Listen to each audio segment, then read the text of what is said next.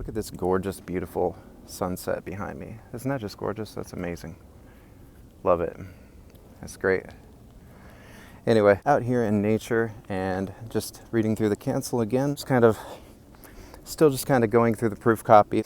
Just made a short not too long ago about the Kindle, and it was talking about the Kindle, as it is termed in this book, basically just tells us that it's about canceling what no longer serves you, whatever's holding you back, right? And how do you determine what that is, right? I mean, a lot of us have situations that we find ourselves in that don't really make a lot of sense to us. We continue on doing things out of a sense of obligation, or maybe because we feel like there's no other choice, right? And a lot of times, what'll happen is we have to decide what direction we're going to go in life. Sometimes the door gets closed and we have to figure out, where am I going to go now, right? And a lot of times there'll be a slow period where things don't seem to be happening as fast as you like them to. And you just have to kind of decide, like, how am I going to move forward, right? So some of the ways that we decide that are we just look at the different opportunities that are available to us, and sometimes it doesn't even seem like there's anything that's really out there, right?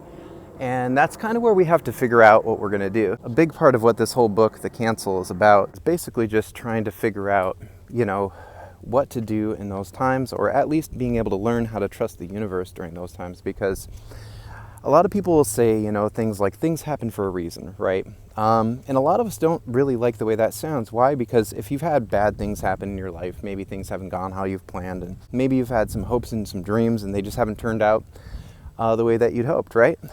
Maybe you just don't think that things happen for a reason, right? Maybe you just don't think that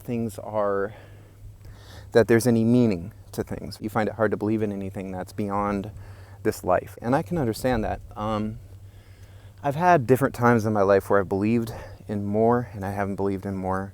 I've had times where I believed that things happen for a reason, and other times when I wondered what the reason was for everything because it didn't make any sense. But at the end of the day, it's something that we kind of create for ourselves, right? This idea of meaning in our lives, and the idea of whether things mean things or whether things happen for a reason. And it's solely something that's self-created, even if it's a collective belief, like a religion. These are beliefs that we have, and we give things meaning, and we believe that things have a purpose. I believe that serves a very vital function in our lives, and it helps us to be able to create a sense of direction where there maybe is no sense of direction.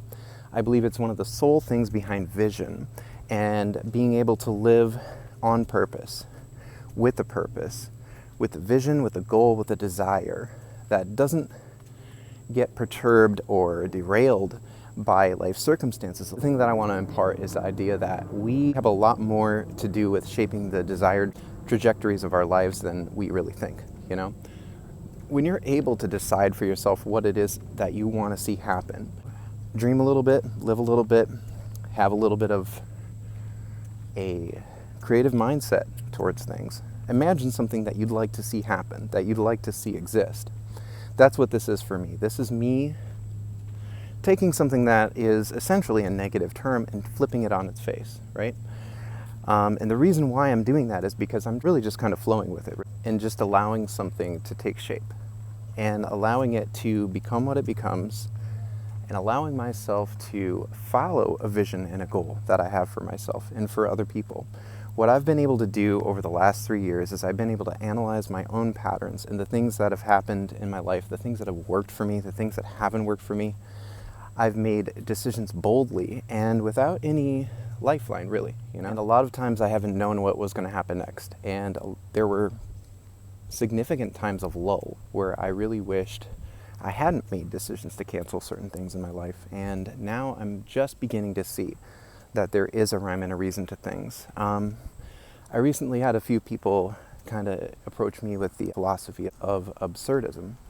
And I started to think about it, and I was like, well, what's the difference between something like Stoicism and absurdism? Absurdism being a philosophy that talks about no meaning, right? And embracing suffering. And I don't think that that's something that we really want to focus on. And the reason why is because you're going to experience those things in life anyways. But to live by the idea that there's no meaning is to rob yourself of the one and only tool that you have to be able to make it through those times.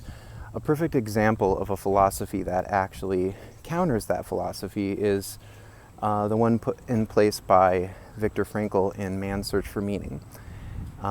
Even in the circumstances he found himself in, he still managed to create some meaning for himself. And that's why I believe it's really important for us to do that. It's really important for us to find meaning even when it seems like there is none. And that's what I'd challenge anybody to try to do, is just find some meaning where you believe that there's no meaning and see what that does for you.